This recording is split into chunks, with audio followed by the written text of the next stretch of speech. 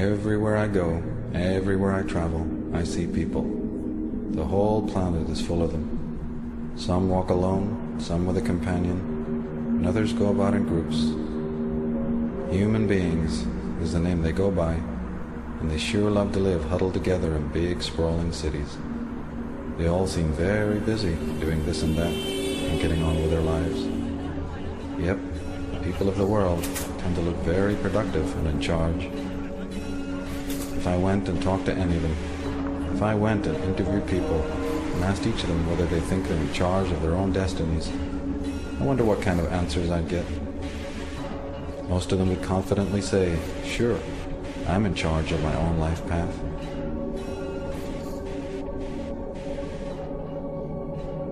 And what about me? Am I really in charge of my own destiny? Do I know where I've come from, why I'm here, and where I'm going? After all, some people would say that just by using this credit card, I'm a virtual serf to powerful men who profit from my existence. Some have said we're all veritable slaves in an invisible penitentiary.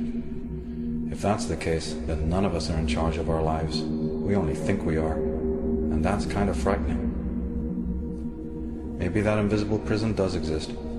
Maybe I can't see it because I've been trained not to be able to see it.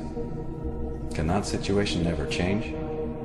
After all, I sure don't like to think of myself as being on someone else's chain. I think it's time to investigate these matters. When in doubt, find out. That's the key. There are those who've looked into these matters long before my time. What did they have to say? That's what I'd like to know.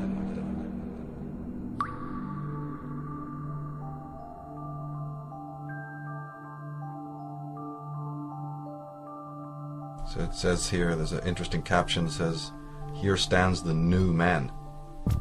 His conception of reality is a dance of electronic images fired into his forebrain, a gossamer construction of his masters designed so that he will not under any circumstances perceive the actual or the real. His happiness is delivered to him through a tube or an electronic connection. His God lurks behind an electronic curtain. And when the curtain is pulled away, we find the CIA sorcerer and the media manipulator.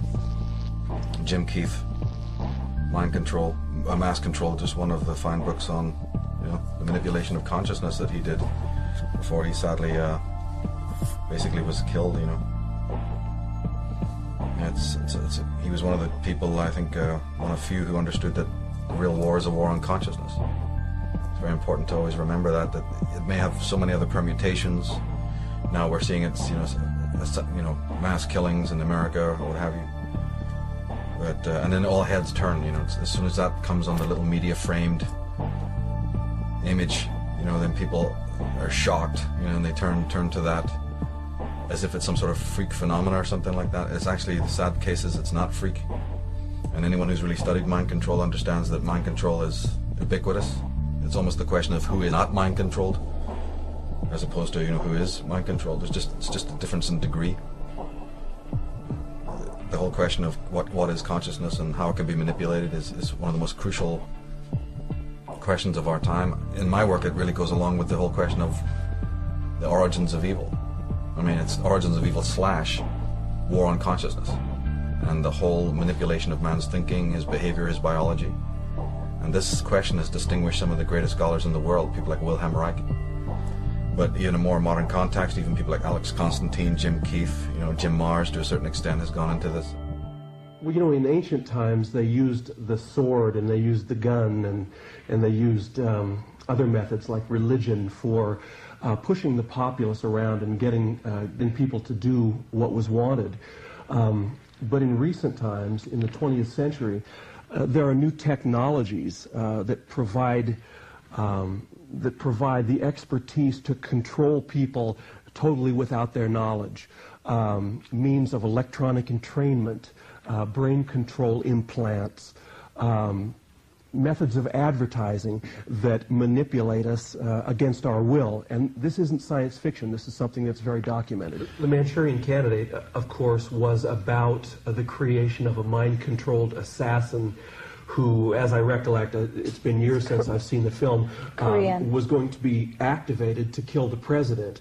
Now, this is wild science fiction, crazy impossibility, you know, it just complete nuttiness. But then one takes into consideration the realization that Sirhan, for instance, after he killed Robert F. Kennedy, was examined by several experts, several hypnotherapists, and they came to the conclusion that Sirhan was under hypnotic control when he killed Kennedy. They don't make a big deal out of that on 60 Minutes, but that just happens to be the fact. There's been others who've theorized, you know, Fritz Springmeier has done some fantastic work on the manipulation of the human brain through technotronic means. What am I saying? It's weaponry, psychic weaponry, radiotronic weaponry that's being used, ELF waves, all sorts of different technologies that are patented. People can go and find out about it, research it, discover it. If you're coming from the world of Ted Gunderson and John DeCamp, you know, we even find out that families who are connected to secret agencies, or maybe who've been communist spies, or who've been part of the Nazi network, who have found homes in America, people who are connected to Operation Paperclip and to the NSA, you know, there's histories of them selling their own children into, you know, mind control experiments. Amazingly, people in the military. This is a documented, known fact. It's unbelievable to think of it, you know. But the most important thing is always to remember that there is this kind of war going on, even though, you know, you may not realize it. And also to realize that there's also the cover-up campaign against mind control. You know, the people who are perpetrating this, who are putting these sleepers out there, who are planning assassinations, who are behind, you know, Sirhan, all the way up through Son of Sam and Mark Hinckley, David Chapman. The list is endless, you know, when you start thinking about it. Jim Jones, this has all been exposed as sort of mind control based cults. But the fact is they don't want the average person realizing this. You know, they don't want, so there's the mind control concept or experimentation, and then there's the smoke screen as well. So you're dealing with two different things here. You're dealing with the fact itself, which is a very interesting study, but then you have all the rebuttal and the general ubiquitous consensus that, oh no, there's no such thing at all. It's the lone gunman. It's the you know, the lone nut, you know, or disgruntled teens. You know, when it comes to Columbine and some of these others, just teens gone out of control. Okay, teens going out of control is one thing. Teens with automatic weapons that you can only find from, you know, government agencies and military camps is another. You know, and you track back and you find out the history of these people being connected to some of these orgs and institutions and military establishments. You know, David Berkowitz has revealed a great deal from prison about that, and the elaborate Luciferian satanic networks that work with mind control on all its levels, and tying into the military establishment. This has been thoroughly documented.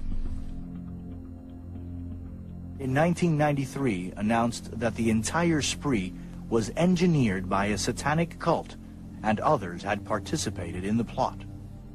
Of course, everyone had played a role as far as the chanting and the praying. Everyone had a role in that, and understanding that, you know, this was going to be another sacrifice to our gods. Bunch of scumbags that they were. Our gods, Lucifer and his crew, and we said, yeah, this is going to be another one for you, you know. And I said,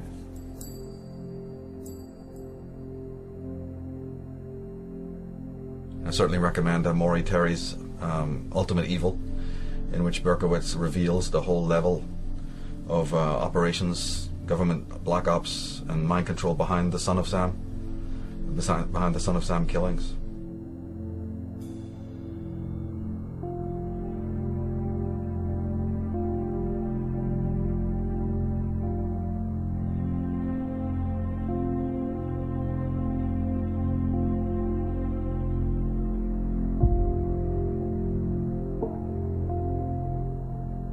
You know, that ties into people also blowing the whistle like Stanley Kubrick. You know, he making movies, trying to reveal some of this stuff, and then, you know, he suddenly mysteriously dies. You know, so there's a lot of. But anyone who's really studied this subject for a long time knows that it's not modern. It doesn't just date from the period of you know, the discovery of America or whatever. You know, you